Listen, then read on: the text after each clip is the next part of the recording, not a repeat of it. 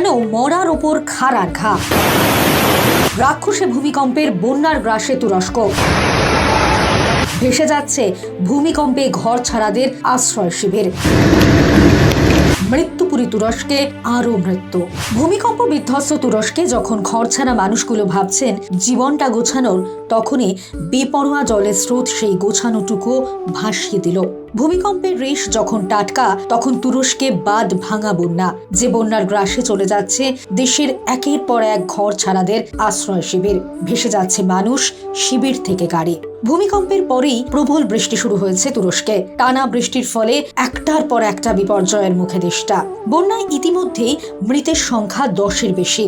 ক্রমশ বেড়ে চলেছে মৃতের সংখ্যা। হঠাৎ বন্যায় তুরস্কের আদিয়ামান ও সানলিউরাফা প্রদেশের রাস্তাগুলি এখন নদীতে পরিণত হয়েছে। স্রোতের টানে ভেসে যাচ্ছে বহু ঘর, বাড়ি, গাড়ি। জানা যাচ্ছে পড়েছে সানলিউরাফারই ভয়াবহ ছবি, যেখানে ভূমিকম্পের পর ঘর ছাড়া মানুষগুলি যে কন্টেনারে আশ্রয় নিয়েছিলেন সেগুলি চলে গেছে জলের তলায়। বিশেষ করে ক্ষতিগ্রস্ত হয়েছে দক্ষিণ তুরস্কের এলাকাগুলি, যেখানে বন্যার জল সবচেয়ে বেশি ঢুকেছে। তুরস্কের বিপর্যয় মোকাবিলা দফতর যুদ্ধকালীন তৎপরতায় কাজে নেমেছে, যেখানে ডুবুরি নামিয়ে চলছে একাধিক নিখোঁজ ব্যক্তির খোঁজ।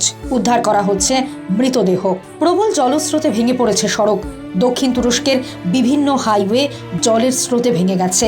তুরস্কের পরিস্থিতি তাই ভয়াবহ, যেখানে ভূমিকম্পে সব হারানো মানুষগুলি ফের দিশেহারা। পরপর প্রাকৃতিক বিপর্যয়ের ধাক্কা সামলানোর মতো পরিস্থিতিতে যে তুরস্ক আর নেই, তা বোঝা হয়তো কঠিন নয়। তুরস্ক লড়ে চলেছে। এই তো সেদিনের ঘটনা। 6 ফেব্রুয়ারি 7.8 মাত্রার ভূমিকম্পে তছনছ হয়ে গিয়েছিল তুরস্ক। মৃতের সংখ্যা শেষ পর্যন্ত পাওয়া খবর অনুযায়ী 55,700। 80,000-এর বেশি মানুষ আহত। দেশের কয়েক হাজার ঘরবাড়ি স্রেফ তাসের ঘরের মতো ভেঙে পড়েছে। সাজানো গোছানো ইতিহাসে মোড়া তুরস্কের ভূমিকম্পের পর চেহারাটা ভয়াবহ। ধ্বংসস্তূপে ঢাকা এক মৃত্যুপুরী, যেখানে কিছু জীবনের খোঁজে উদ্ভ্রান্তের মতো উদ্বাস্তুরা। তাঁবুতে ছয়লাপ অলি গলি রাজপথ। ধ্বংসস্তূপের ধুলো এখনো বহাল। জীবনের লড়াই মৃত্যুর বিরুদ্ধে জারি।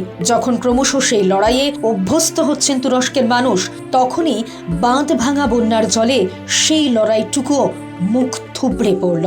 এই দুর্দশার শেষ কোথায় তা জানা নেই। দীর্ঘ যন্ত্রণার দাড়ি কোথায় অধরা, তারপরেও তুরস্ক লড়ছে। ব্যুরো রিপোর্ট, আজ বিকেল।